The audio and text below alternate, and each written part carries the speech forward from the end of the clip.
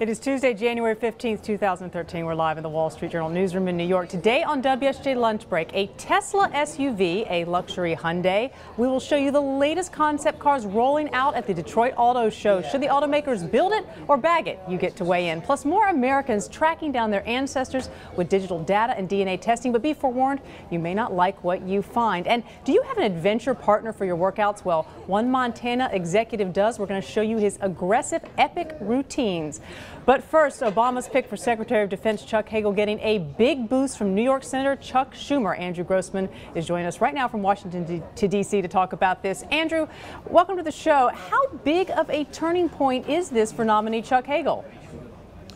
This is potentially a very big turning point. I think where people saw trouble for Hagel was with this group of Democratic senators led by Senator Schumer, who are especially, for whom the U.S. relationship with Israel is very important.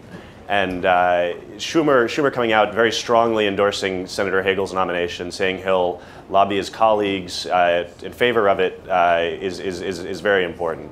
So this is a fairly significant about-face from a week ago where Schumer wasn't really speaking out on this issue. I actually spoke to him myself. Let's take a listen at what he was saying then. You owe the president, no matter what party you are and what party he is, a right to hear his nominee. So I want to hear directly from Chuck Hagel, and I want to hear about all kinds of different issues. I've read about what he said. I've studied the record a little bit. I'll study it more. But before I make any decision, I'm going to give him a full hearing. Now, Senator Schumer says he has now done that, given him a full hearing. Andrew, what do you think are the specific assurances that Chuck Schumer heard from Hagel that made him able to come out and endorse him?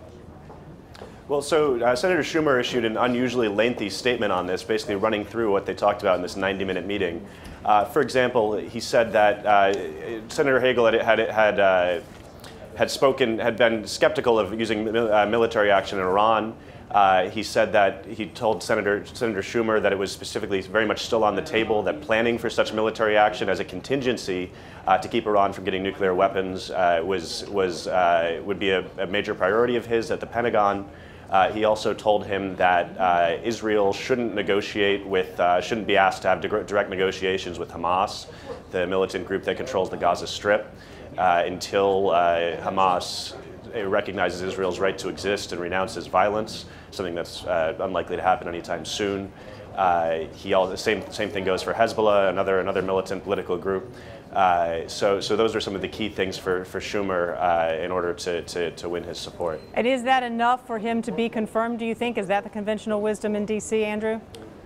It depends how much Senate Republicans are willing to get in the way of this. But look, it's very rare that presidential cabinet picks get derailed by the Senate. It's only happened twice that they've been rejected since World War II. There have been a couple more that have withdrawn, but that usually only happens when there's some sort of issue with someone's taxes, or whether they were paying Social Security payments for an illegal immigrant nanny, that sort of thing.